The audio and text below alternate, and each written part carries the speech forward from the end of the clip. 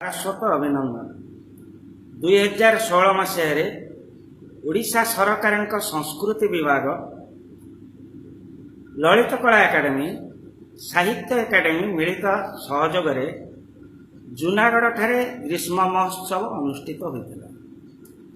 ସାହିତ୍ୟ ଏକାଡେମୀ ଦ୍ୱାରା ଆୟୋଜିତ କବିତା ଆସରରେ ମୁଁ ଗାଇଥିବା ଗୀତି କବିତାଟିର ଶୀର୍ଷକ ଥିଲା ହେବିନି ନିର୍ମୂଳେ ଲତା। ବରଗଛ ଘନ ଶ୍ୟାମଳ ଛାତିରେ କାମଳ ନିର୍ମୂଳେ ଲତା ମୁଁ ହେବିନି ନିର୍ମୂଳେ ଲତା। ହେବିରେ ବି ମୋ ଜବର ହଳ ବଜର ରଖିବି ମଥା ମୁଁ ହେବିନି ନିର୍ମୂଳେ ଲତା।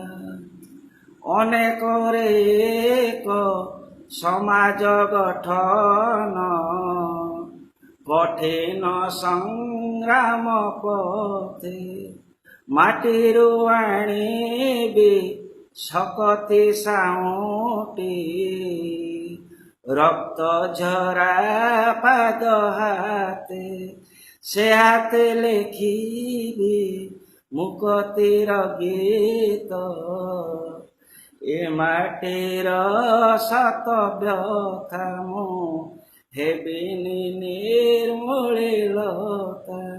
ବରଗଛ ଘନ ଶ୍ୟାମଳ ଛାତିରେ କାମଳ ନିର୍ମୂଳେ ଲତା ମୁଁ ହେବିନି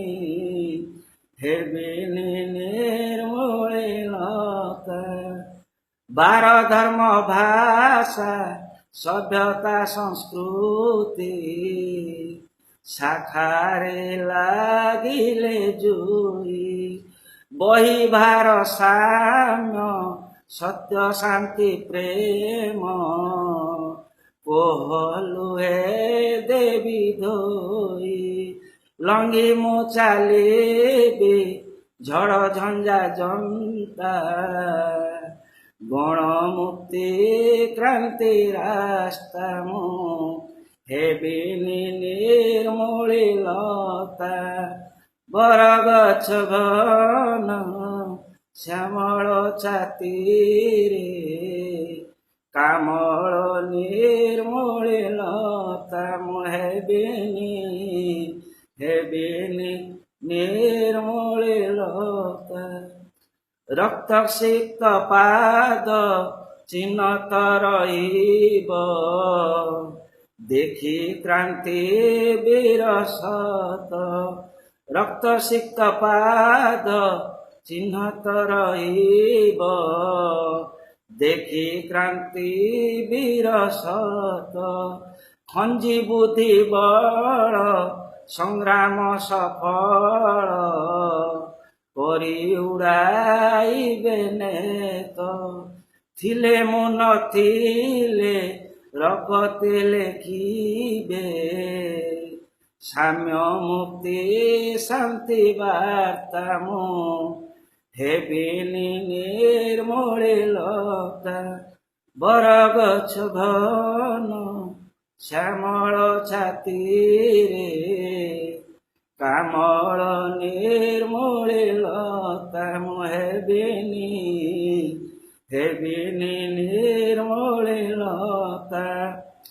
ପ୍ରଳୟର ପରେ ମଳୟ ବହିବ ଆସିବ ଚିର ବସନ୍ତ ପ୍ରଳୟର ପରେ ମଳୟ ବହିବ ଆସିବ ଚିର ବସନ୍ତ କୋଇଲି ଗାଇବ ବିଜୟ ସଙ୍ଗୀତ ହସିବ ସାରା ଜଗତ ମୋ ମନ ଗୁଣ୍ଡୁଛି ଶୁଣିକି ନାଚୁଛି ବରଗଛ ମନ କଥା ମୁଁ ହେବିନି ନିର୍ମୂଳି ଲତା ବରଗଛ ଘନ ଶ୍ୟାମଳ ଛାତିରେ କାମଳ ନିର୍ମୂଳି ଲତା ମୁଁ ହେବିନି